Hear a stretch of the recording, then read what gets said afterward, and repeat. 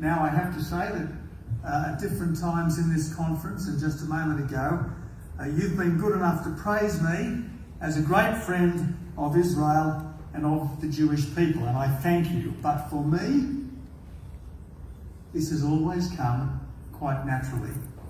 Now, no one is perfect. Australians aren't perfect. Catholics aren't perfect.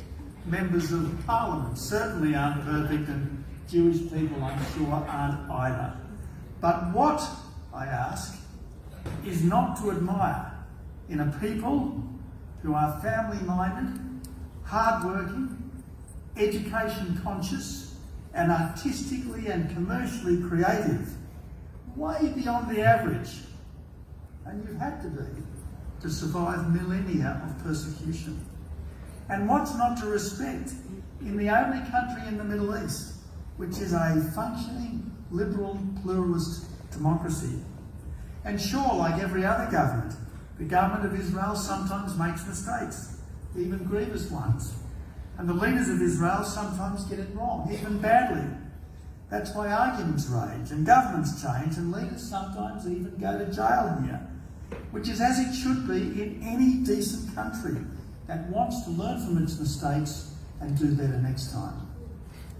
And given the unique horrors that Jewish people have been through within living memory, what is there not to accept in a state that is dedicated to the survival and flourishing of such a remarkable faith and a remarkable people? And once established, why shouldn't this state of Israel, have the same right and duty to protect its own and to keep its character and to preserve the best traditions as any other country on earth? So I seek no credit whatsoever for respecting the Jewish people and for supporting the state of Israel, because to me it's as automatic as admiring the true, the beautiful and the good.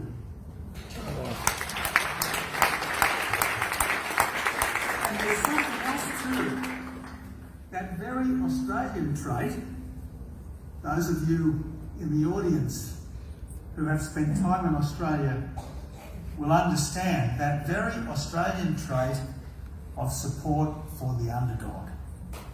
Yeah. And what's not to marvel at in a country of just 8 million people that not once, not twice, but 3 times has defeated a ring of vastly more populous enemies, that's now devised the world's most complete multi-layered system of missile defence, that's become the world's #1 hub for cybersecurity on the back of the famous Unit 8200's work, that's made the desert bloom even more than we have in Australia, and that's increased real gross domestic product per person 6 times. Yes, 6 times since my first visit here back in 1982, and has done all of this while preserving the full panoply of civil rights for all its citizens, regardless of faith or political opinion. Truly, truly I say unto you, this is a light to the nations, and our task is not to block it out, but to let it shine.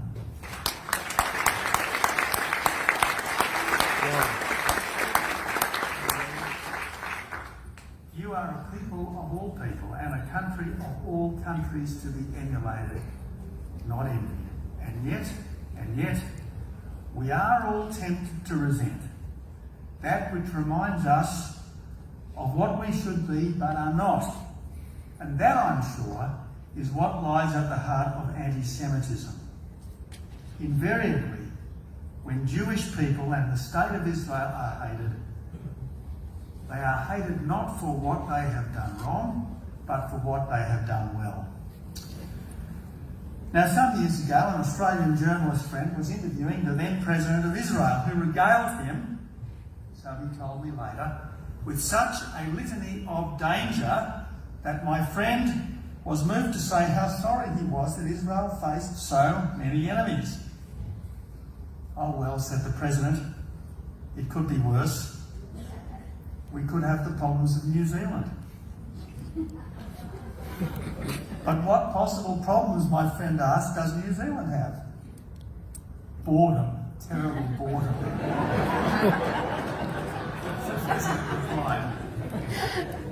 Now, yes, all countries have competitors and some countries have enemies, but Israel is one of the very few countries in the world to face existential threats from Hezbollah, from Hamas, and from Iran, just to name the most obvious.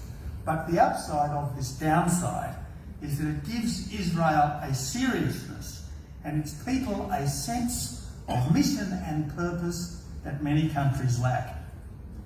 Apart from getting a job, buying a house, starting a family, and perhaps repaying their student debt, most young Israelis, I suspect, unlike young people elsewhere, have to think long and hard about their country's security and prosperity. After all, ultra-Orthodox and Israeli Arabs aside, they all have to serve in the armed forces full-time for 2 or 3 years and then in the reserves for years afterwards, precisely because very few of Israel's neighbours officially accept its right to exist, despite the much closer unofficial ties that it now has with many of them.